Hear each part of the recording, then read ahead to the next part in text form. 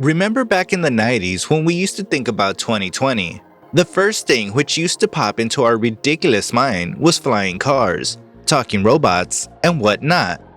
But nothing seemed to have become reality, and it would have taken another decade or so. What do you think?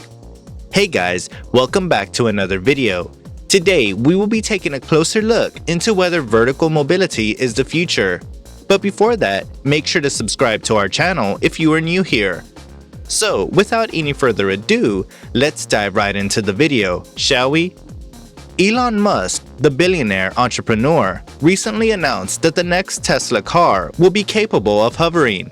Future models of the Tesla Roadster could be capable of levitating 1 meter off the ground using thrusters, as he suggested in a recent podcast, which is sure to worry regulators who will have to respond to such an innovation.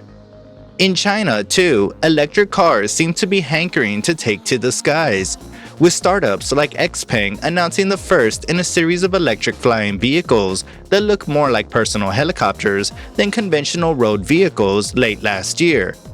The possibility of such a futuristic Chinese market is becoming increasingly important. Alibaba has invested in Xpeng and flying car innovations as part of its long-term growth plans, anticipating major advancements in societal incorporation in the coming years. Similarly, the autonomous flying taxi startup Ehang, which plans to launch its hail and fly service in Guangzhou, has gained regulatory and aviation approval in recent years and also applied for a $100 million initial public offering on the Nasdaq exchange in the United States. The large number of industries that are interested in flying cars suggests that what was once a far-fetched concept could be feasible in the future. Aerospace companies, drone manufacturers, ride-hailing companies, and traditional car manufacturers such as Tesla are all competing. Despite the overwhelming technological and regulatory barriers in their path, the sheer pressure of talent and commitment in this race suggests that anything viable can emerge eventually. However, the most serious challenge to this fledgling industry is that of protection. Investor trust in startups like Ehang or Xpeng may be shattered by a high-profile crash or fatality. It will be difficult to overcome this inherent danger, particularly when developing autonomous aerial vehicles, AAVs. Deaths in pioneering operations involving only traditional land-based autonomous cars show that self-navigating technology is still in its early stages. The successful negligent homicide prosecution of human operators responsible for Elaine Herzberg's death in Uber's botched self-driving vehicle operation in 2018 could lead many to believe that it is not worth risking their livelihoods for volatile technologies that make them legally culpable, further deflating research efforts. Autopilot, flight control, and communications are all critical operating systems that must be as reliable as possible, particularly when pushed to the limit of what is currently possible. As a result, it's possible that some of it comes down to how comfortable consumers are with technology. We're all aware of how much more confident young adults and adolescents are with smartphones than older people who sluggishly type on a touchscreen with one index finger at a time. Similarly, even autopilot AAVs can involve some kind of driver interaction, which could be a problem for technophobes while hundreds of meters in the air.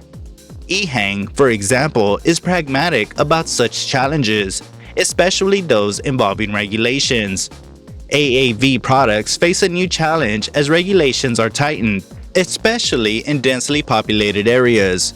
If authority regulation becomes too intrusive and complicated for market conditions, it will have an effect on the potential prospects of some young and innovative businesses. China, on the other hand, is the only country capable of meeting these challenges. Many believe China would be the first market to accept the flying car, as it has been recognized internationally as having potential for the AAV market. Volkswagen, another company interested in China's aerial ability, recently ranked the country as having a lot of potential to implement the infrastructure to accommodate what they call vertical mobility cars in a recent survey. Environmental considerations will have to be included in the mass development of flying vehicles. With regard to energy consumption and pollution emissions, one can only imagine the issues that personal flying vehicles could face. The development of secure and viable AAVs could be accelerated by partnering with the right aerospace company that already has advanced battery technologies. In China, the possibility of flying cars is getting closer to being a reality. Ehang, the first company to enter the domestic market, has already received significant government support and has successfully navigated regulatory barriers thus far. Hopes that China's Civil Aviation Authority will approve its two-seater aircraft, the EH216, later this year will show the domestic industry's growth. Our city skylines may begin to look very different in the not-too-distant future.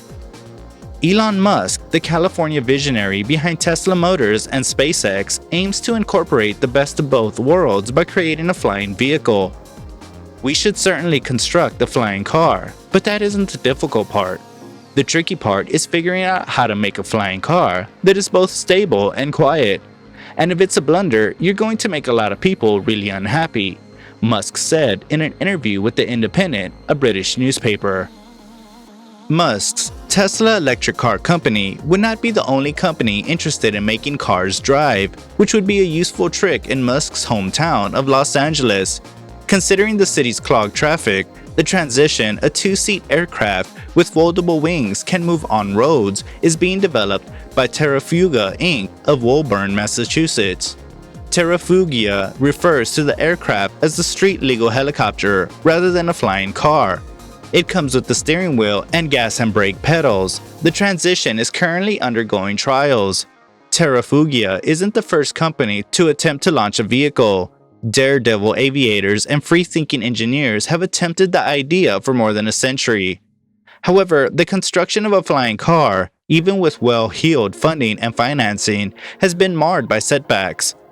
Glenn Curtiss, an American aviation pioneer who invented the aluminum autoplane in 1917, is widely regarded as the inventor of the flying car. Although it could do short bunny hops, it was never able to fly for long periods of time. In 1926, Henry Ford unveiled the Ford Flyver, a 15-foot-long aircraft nicknamed the Model T of the Air by Ford. Just two men flew the single-seat midget plane, Charles Lindbergh and the test pilot Harry Brooks. Ford Motor Co. chief executive Alan Mulally said 2 years ago in an interview with the Los Angeles Times that a flying car is a bad idea. The technical specifications for a vehicle that travels some distance on the ground and one that flies, he claims, are too disparate and complex to be integrated into a single platform. Mulally should be aware of this. Prior to joining Ford, he was the head of Boeing's commercial aircraft operations. Hundreds of patents and applications for flying car technology have been filed, according to the U.S. Patent and Trademark Office. Alibaba's support as part of its long-term plan, Xpeng is investing in the creation of flying cars. At the Beijing Auto Show on Saturday, the electric automaker unveiled the first of a series of electric flying vehicles it claims to be building. The aircraft resembles a human-carrying robot rather than a flying car, with 8 propellers and a capsule-like frame. Xpeng Heitech, a technology unit majority owned by Xpeng and led by CEO He Xiaopeng, created the prototype.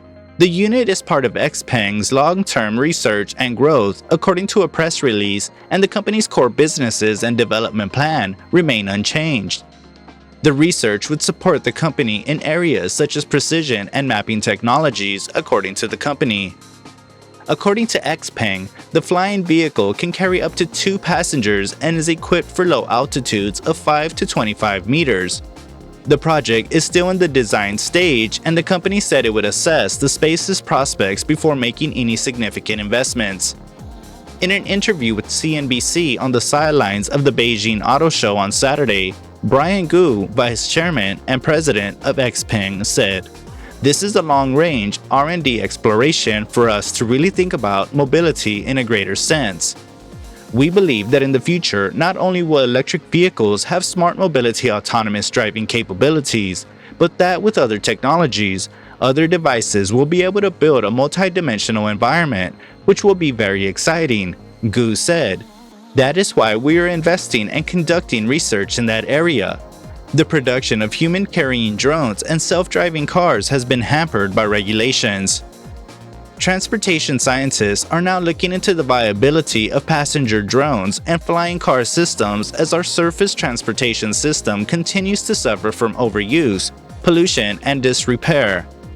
Moving forward, developing a high-fidelity modeling and simulation platform that includes both live and virtual testing aspects to explore the emerging practical viability of flying cars would be an excellent course for future research. Technologists and subject matter experts will be able to prototype and validate ground-air traffic simulation software, and researchers will be able to model and evaluate complex egress scenarios in a variety of operational settings with this capability. Once baseline feasibility has been achieved through virtual simulation, we expect that live physical test environments will be needed to conduct advanced scenario prototyping. Policymakers and service providers would be influenced by the results of such M&S systems in order to achieve competitive technical policies and standards.